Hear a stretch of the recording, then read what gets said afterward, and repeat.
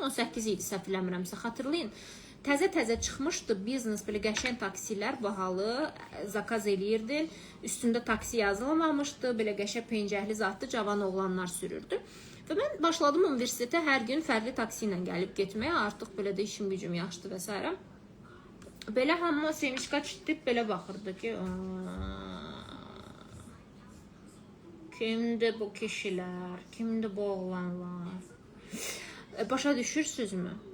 Məsələn, onlar indi hələ də baxırlar. 10 il keçib üstünə. Onlar hələ də orada eyni yerdə oturub, eyni paltarda baxırlar hələ də.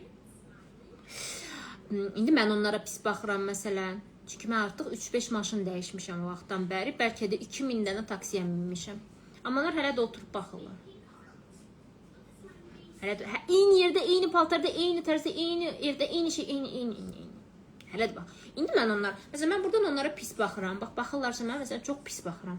Məsələn, 10 dəfə artıq, 20 dəfə artıq pis baxıram.